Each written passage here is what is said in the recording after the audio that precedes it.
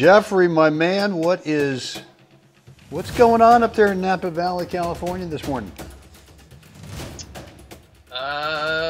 Even though this won't be seen on it, April Fool's Day. Ah, yes. Yeah. So are we doing the episode or not? I don't know. Yeah, well, actually, it falls into the topic I want to explore today with you. Oh, great. Might be a joke, might not. Kind of depends on how you want to perceive it. All right.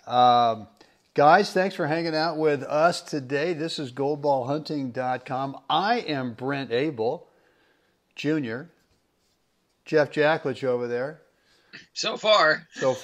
We could be screwing around. I could be Jeff Jacklich, and that could be Brent Abel, April Fools.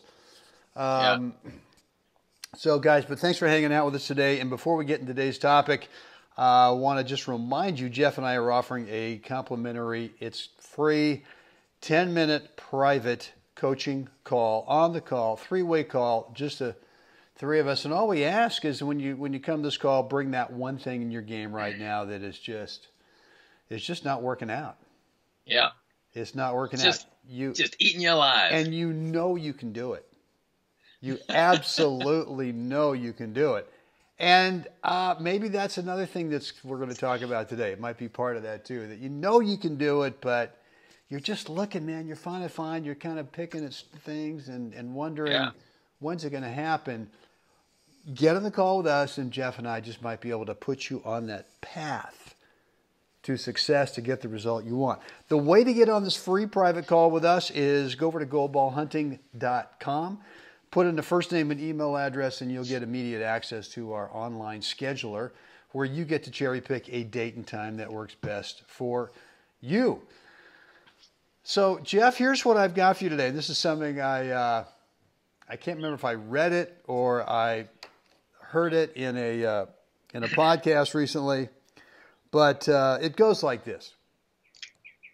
And it's this thing about how we dabble sometimes, right? Is like we just talked about with the free call. Well, we got this one thing. Well, I'm going to dabble a little bit over here. Right. See maybe if I can kind of tinker or experiment a little tiny bit.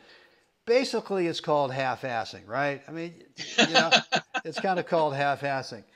And the guy said, stop dabbling, stop half-assing. You got to get out there and whole-ass it. So I thought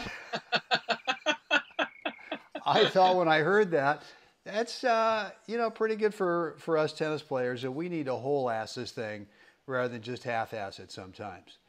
So I see a lot of players and we talk a lot about quick fixes and wanting to try to find that nugget without really doing the work. And to me, doing the work is a commitment that maybe a lot of you guys out there have never really considered what it takes to kind of get the result you want. Right. And I think sometimes we go out there, and if we don't tangibly, I mean, dabbling is an easy way to kind of tangibly see if maybe there might be a possibility. It's half-assing it, right? Yeah, I think absolutely. There's, I hate to throw the word tinker in there because that's an important word that you and I use actually. Let's get rid of that. That you and I use when we're talking about, figuring out how to hit, let's say, a drop shot, but figuring out the grips and things but figuring it out to the point where now this is the grip I'm going to use, this is how I'm going to do it, and now I'm going to actually start working on it with this execution model, right? So I'm going to say, let's take the word tinker out of it because that actually has that's a methodology in terms of trying to get actual work done and figuring something out, where dabbling is like, well, it's like, it's stuck between the dock and the boat. Are you on or you off? Are we in or are we out? Are we going or staying, right? And so dabbling is, like you said, it's half-assed. I'll see if this works out for me. I'll see if the water temperature's, okay. Right. So that's where that for me, that's where that falls into, is that the dabbling is the I think it's the kiss of death, because as you dabble in everything then, and so you're grabbing hold of, you're grabbing at straws, and you're kind of what am I looking for here? It's you're never you're training yourself to never to commit to anything, so that you have a game, you have a style of play you kind of like to play, and I don't want to do anything that makes me not be able to play my style of play.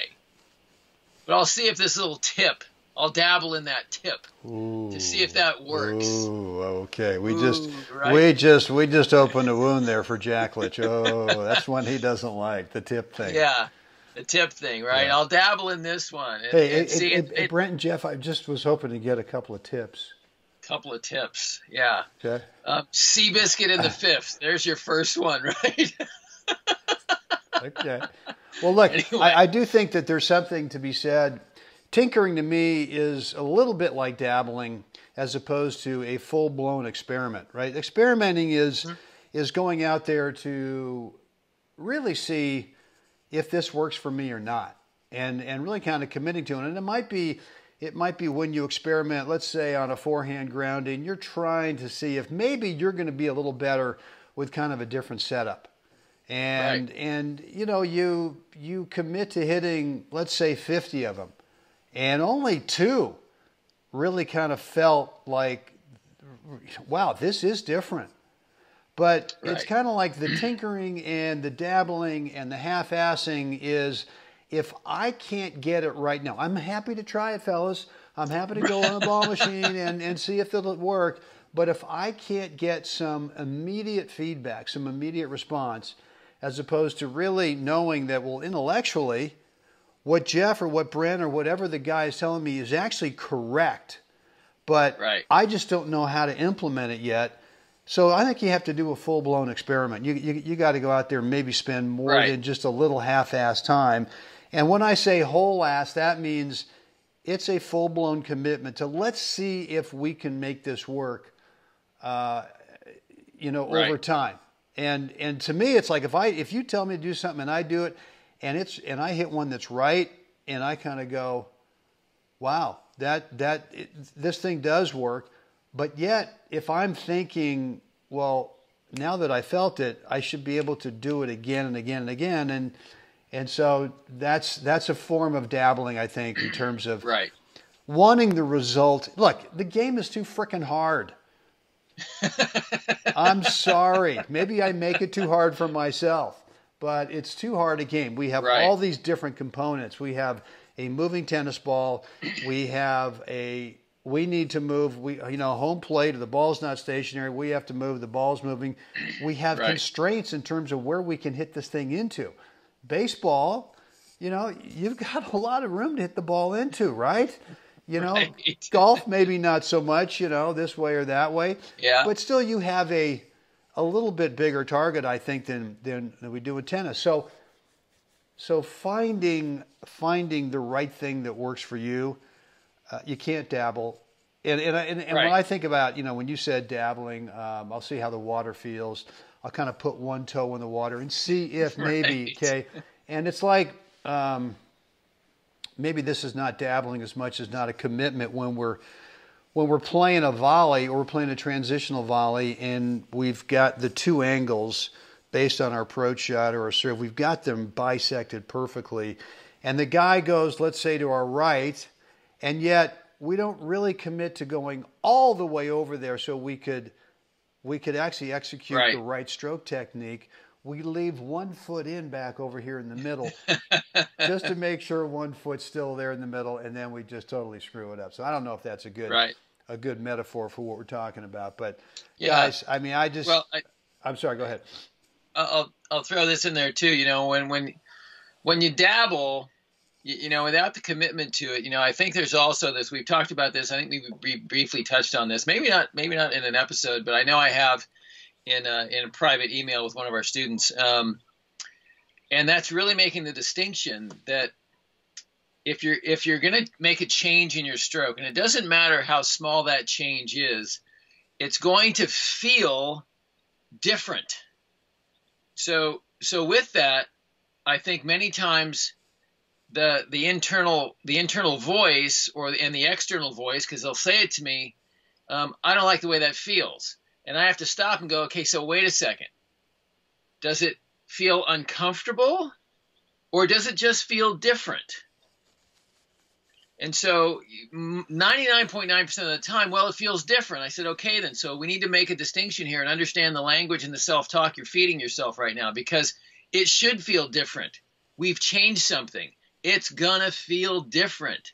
The kinetic chain is going to be working slightly differently, probably more efficiently, but we've got to get through that barrier sometimes. So I think that's another thing that students, players, actually inhibit their own growth because of their own self-talk about something. It's going to feel different. In fact, if it doesn't feel different, you haven't made the change. So I think that's really critical that players need to get on board here. And guess what?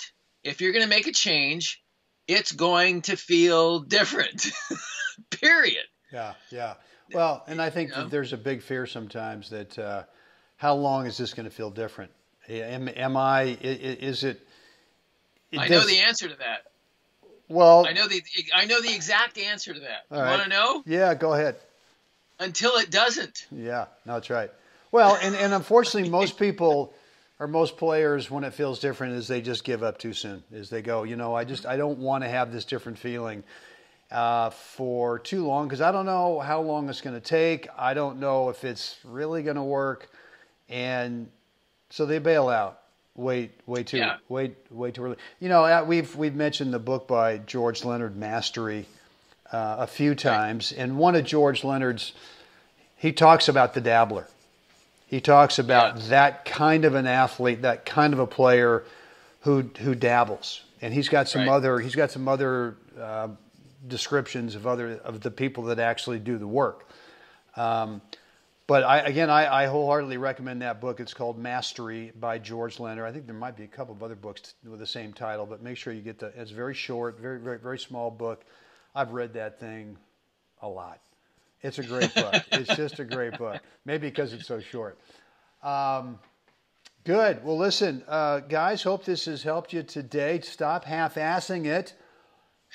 Whole ass it, all right? Get out there and completely get your butt into this whole thing, and you'll end up somewhere good. So just a quick reminder, Jeff and I are offering a free complimentary 10-minute coaching call. Anyone who wants to get it, all you have to do to get on the call with me and Jeff, it's private, is go to goldballhunting.com, first name, email address, and you'll get access to our online calendar where you, not us, you get to decide what's the best time and date for you.